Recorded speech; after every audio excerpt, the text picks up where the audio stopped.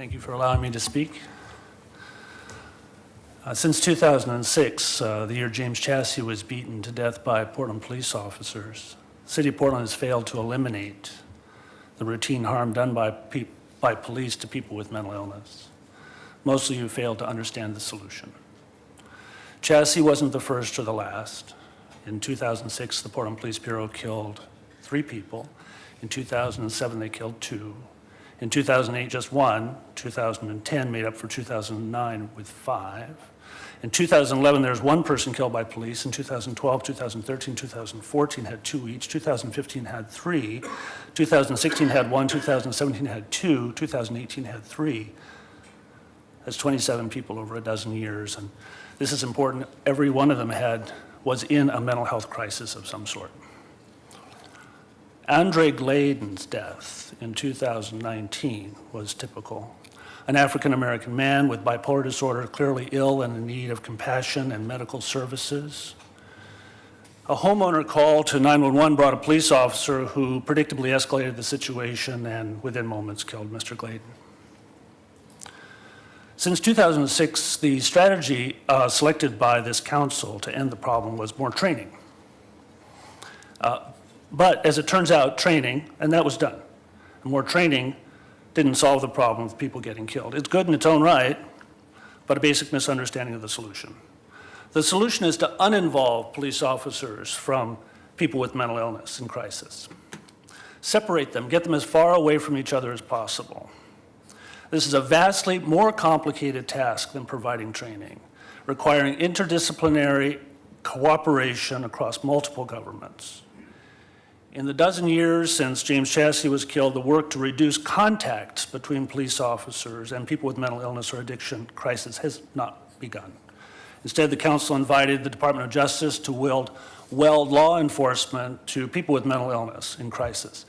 This turns out to have been a grievous error. It's the elimination of mental illness and addiction crisis which will reduce the number of persons killed by police. We can stop this, but the work needs to be done before police arrive, not so much after.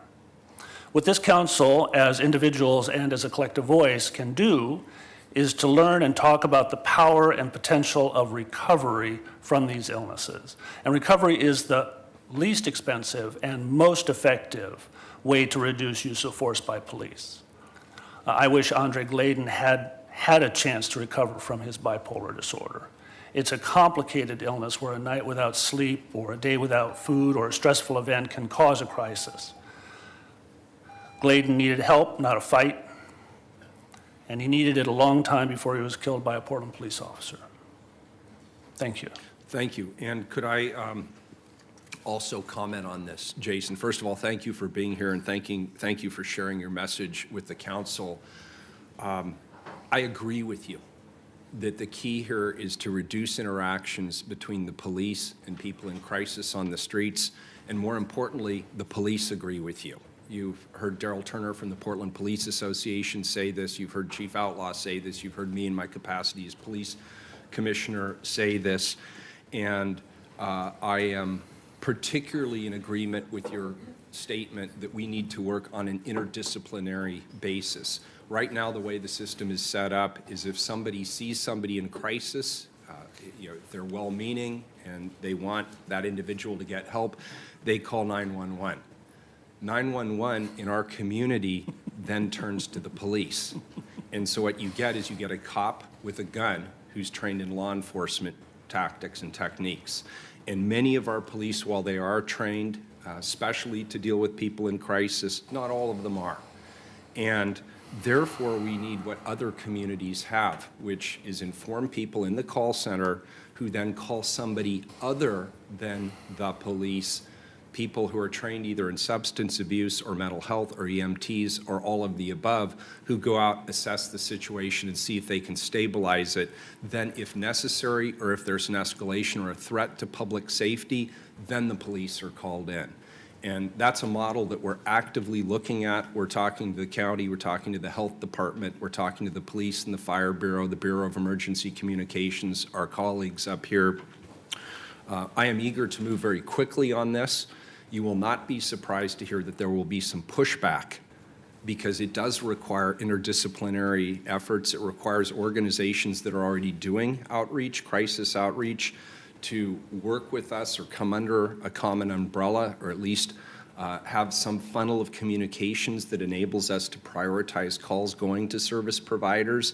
So there's going to be a lot of work that needs to happen in this community and a lot of leadership provided in order to move us into a better direction. And you've been at this for many, many years, and I've respected you for that. And I hope you'll work with us and help us as we try to realize the model that you're describing here today. I'm I so support glad it. that you got to Eugene to see the cahoots model. That's great. And that's an excellent model to emulate up here in Multnomah County and in Portland. What makes it difficult is we have bits and pieces of it in place with established service providers. And of course, the hospitals play a role in this. The mental health system plays a role in this. The substance abuse and treatment system plays a role. And we actually have to rethink how we're organized and how we're structured and how we communicate amongst ourselves. And that's going to require some substantial lifting. And I know your substantial leadership and credibility and clout in this area is going to be important in helping us to get it done. Eager to help. Thank you, sir. Thank Appreciate you. your being here. Mayor, Commissioner I Hardesty. just have a, Udaly, I have a Udaly. clarifying. Commissioner Udaly. I'm so sorry. I will play Apologize. Commissioner Hardesty today. No, just a clarifying question. We also need a policy change, because isn't it policy that we send the police when someone calls? That's correct. So I don't want to leave the public with the impression that our emergency call center operators are just not reaching out to the right entity. That's our current policy. Yeah, it's the structure. Yeah. It is the structure and policy, and thank you for that And I clarification. also agree with and support Mr. Renaud's proposal. Very good. Thank you. Thank you for being here today, Jason. We Thank you. appreciate it.